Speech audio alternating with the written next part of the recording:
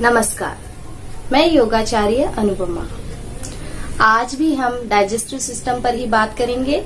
Digestive system में हम मणिपुर चक्र और अपर, लोअर, मिडल जो हमारी फूड पाइप है उसके बारे में चर्चा करेंगे। उनमें जो अंग आते हैं और उनमें होने वाले रोगों की हम चर्चा करेंगे और कौन सा प्राण वहाँ पर काम करता है उसकी हम बात करेंगे। पंच प्राणों की, जिसमें प्राण, अपान, उदान, समान प्राण आते हैं और कौन सा प्राण किस जगह पाया जाता है, इनका क्या संबंध है दूसरा, और योग में इनके क्या उपचार हैं, इस पर आज हम छोटी सी एक चर्चा करेंगे।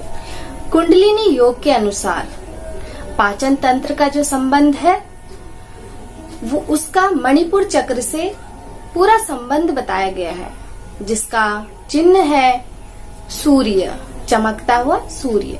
जैसे सौर्य मंडल में सूर्य ऊर्जा प्रदान करता है, प्राण शक्ति प्रदान करता है, वैसे ही मणिपुर चक्र में यह पाचन की, मेटाबॉलिज्म की और जो हमारे शरीर को ऊर्जा मिलती है वो सारी यहीं से ही निकलती है। इसीलिए इसका जो चिन्ह है उसे सूर्य को माना गया है, अग्नि तत्व को इसको माना गया है। हम पाचन क्रिया को अग्नि के समान मान सकते हैं, जिसमें भूमि से उपजी हुई सारी वस्तुओं को आहुति के रूप में डाला जाता है। पाचन तंत्र को समझने के लिए हम इसको एक पाइप के, खोखले पाइप के रूप में भी देख सकते हैं, जिसका ऊपर मुंह के द्वारा हम भोजन ग्रहण करते हैं, बीच में पाचन होता है और जो अवशिष्ट पदार्थ होते हैं, जितने भी अनडाइजेस्टेड फूड होते हैं और जो पॉइजन्स होते हैं उनका निष्कासन होता है गुदा भाग से स्टूल के रूप में। पूरी डाइजेशन प्रणाली को जानने के लिए हम इसको 3 भागों में बांट सकते हैं, जिसमें ऊपरी, मध्य और निम्न स्तर की जो फूड पाइप है उसको हम यहाँ संक्षिप्त रूप में जान लेंगे। इसके बाद हम इसका डिटेल से जो वर्णन है अगली वीडियोस में करेंगे। सबसे पहले हम बात करते हैं ऊपरी पाचन प्रणाली का। यह मुख से शुरू होती है, गले और फूड पाइप के द्वारा नीचे अमाशय में जाती हुई जितने भी अंग आते हैं सारे इसके अंतर्गत आते हैं। इसमें जो भी कमियां होती हैं वो वायु और अग्नि, इन दोनों के असंतुलन के कारण होती है। और इस भाग में जो पंच प्राण है उसमें से पहला यानी प्राण जो है इस भाग में कार्य करता है हमारे।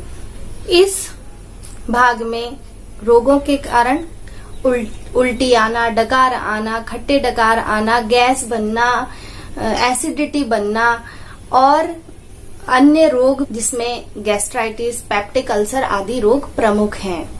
आगे आते हैं मध्य पाचन नलिका पर। मध्य पाचन नलिका में पेट से नीचे ड्यूडेनियम से लेकर छोटी आंत के तक इसका कार्य होता है।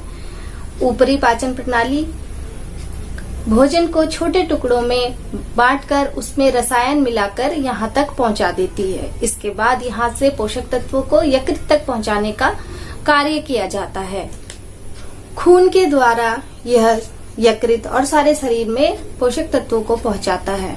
इस भाग में जो प्राण कार्य करता है उसको बोलते हैं समान। समान के द्वारा शरीर के मेटाबॉलिज्म और तापमान पर नियंत्रण होता है। मध्य पाचन नलिका में 3 भाग शामिल होते हैं, महत्वपूर्ण है, जो कि हैं लीवर, छोटी आंत और हमारी पैनक्रियाज। इनमें होने वाले रोग जो अधिकतर लीवर की खराबी से और शुगर आदि जैसे रोग जो होते हैं वो इस जगह से उत्पन्न होते हैं। ये भी पाचन क्रिया से ही संबंधित रोग हैं। इनके बारे में, एक एक रोग के बारे में हम अगली वीडियोस में चर्चा करेंगे। फिलहाल इसमें इतना ही। अगला है हमारा निम्न पाचन नलिका। यह स्टार्ट होती है हमारी छोटी आंत के अंतिम छोर यानी बड़ी आंत के शुरुआत से लेकर के मल द्वार तक। इसमें जितना भी पाचक पदार्थ है वो सारा पचकर यहाँ पर अवशिष्ट पदार्थ आ जाते हैं, यानी वेस्ट यहाँ पर इकट्ठा हो जाता है जो कि स्टूल के माध्यम से बाहर हो जाता है। और यहाँ पर जो प्राण हमारा कार्य करता है वह है समान।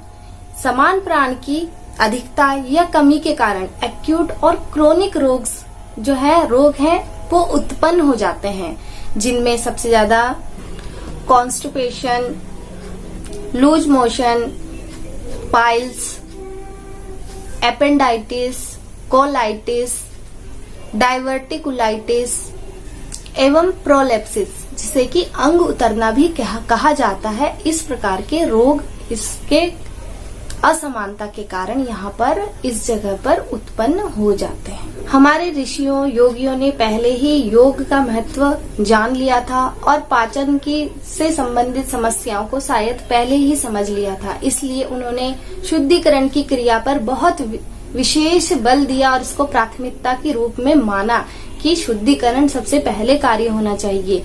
उन्होंने कुछ विशेष आसन और प्राणायाम का तो हमें वर्णन किया ही, लेकिन षटक्रमों का विशेष रूप से शुद्धिकरण पाचन क्रिया से संबंधित बहुत ही महत्व है इसका, और शुद्धि क्रिया के रूप में इसको यूज किया जाता है, जिसमें नेति, वस्ति, धोती का वर्णन विस्तृत रूप से किया गया है, जिसके द्वारा हम पाचन क्रिया को तो शुद्ध कर ही सकते हैं तथा इस पाचन क्रिया को एक मशीन से रूप से हटकर हम ध्यान साधना की ओर भी इसको ले जा सकते हैं। सकारात्मकता की ओर इसको मोड़ देने का कार्य भी उससे किया गया है, जिससे हम और ज्यादा पॉजिटिव, क्रिएटिव, मोटिवेट और हमारा पूरा जीवन सकारात्मक बन सके।